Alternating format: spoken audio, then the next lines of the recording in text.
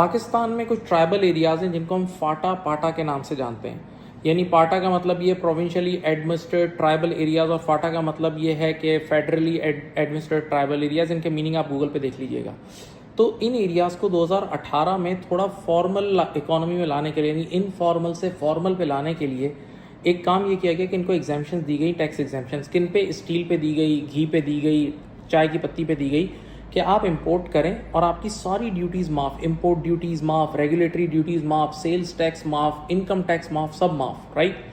तो अब उसूलन इसका मकसद ये था कि किसी तरह भाई लोगों को प्रमोट किया जाए, ये सब चीज़ें वहाँ के लोगों के लिए आसानी हो। तो फिर आपको पता है हमारे मुल्क में तो होता क्या है, तो लोगों ने क्या करा, लोगों ने यहाँ से पहुँचकर वहाँ अपनी कंपनीज रजिस्टर्ड कर ली, अपना काम शुरू कर दिया, और वहाँ से इंपोर्ट करते थे ड्यूटी फ्री, हर चीज़ की ड्यूटी माफ़, और फिर पूरे पाकिस्तान में सप्लाई करना शुरू कर देते थे क्योंकि ट्रांसपोर्ट कॉस्ट तो कम लग रही होती थी। और इस तरह हमने अपनी, एक तो हमने टैक्स की चोरी की, बहुत बड़े लेवल पे FBR को लॉस हुआ, और हमारी बेचारी जो फॉर्मल कंपनीज, इतनी listed companies Pakistan stock market की, वो जो बेचारे फॉर्मल चैनल से ड्यूटी दे के ला रहे थे, और ये ड्यूटी भी करीब करीब स्टील की अगर मैं बोलूँ 50% बन जाती थी। 15 से 20% या 11 से 20% कस्टम ड्यूटी, फिर 15% रेगुलेटरी ड्यूटी, फिर 18% का सेल्स टैक्स, फिर उसके बाद इनकम टैक्स, पता नहीं क्या क्या। तो इनकी बेचारों की 50% ऑफिशियल में लगती थी, और जो अनऑफिशियल मार्केट में बेच रहे थे वो 0% पे, यानी उनको लग रही थी। तो हमारी फॉर्मल कंपनीज की ऐसी तैसी हो गई, उनके बेचारे वर्कर्स की, उनकी एम्प्लॉयमेंट की ऐसी तैसी, बहुत सारे मसले मसाइल हुए, राइट, ओके। तो ये हरकत फिर ये 2023 तक चली, यानी 5 साल के लिए दिया गया था, और फिर उसके बाद 1 साल का एक्सटेंशन मिला 2024 में, और फिर 2024 के बाद 1 साल का और एक्सटेंशन मिल गया। अभी 2025 तक का एक्सटेंशन है, क्योंकि बड़े इन्फ्लुएंशियल लोग भी इसमें इन्वॉल्व हैं।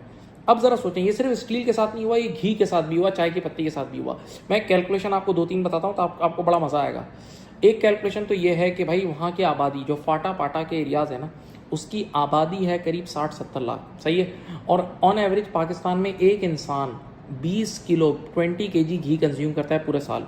तो अगर आप मल्टीप्लाई करें 60 लाख को या 65 लाख को 20 से, तो 1.25 लाख टन उसूलन उनको इंपोर्ट करना चाहिए था घी, लेकिन वो कर कितना रहे बताओ? 2.5 लाख टन। इसी तरह भाई जितना स्टील करना था उसका डबल, जितनी चाय की पत्ती करनी चाहिए थी उसका डबल। तो भाई धनाधन इंपोर्ट हो रहा है ड्यूटी फ्री, और फिर वो पूरा पाकिस्तान में सप्लाई हो रहा है। एक और चीज़ मैं आपको बताता हूँ, देखें एविडेंस देता हूँ। आपको पता है सीमेंट और स्टील ये दोनों कंस्ट्रक्शन में साथ साथ यूज़ होता है, अगर आप कंस्ट्रक्शन जानते हैं तो पाकिस्तान में पिछले 9 महीने में सीमेंट कंपनीज की प्रोडक्शन 7% समझ ले बढ़ी है, जबकि स्टील कंपनीज की बेचारी प्रोडक्शन 50% गिरी है, क्योंकि जो फॉर्मल वाला स्टील है वो बिक ही नहीं रहा, क्योंकि मार्केट में एक इनफॉर्मल स्टील आया हुआ है। आप समझ गए?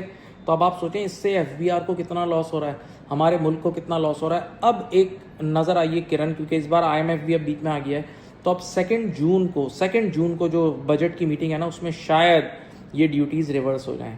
तो अगर यानी ये एग्जाम्शन ही ख़त्म हो जाए, तो अगर ये एग्जाम्शन ख़त्म हो गई तो क्या होगा बताऊं?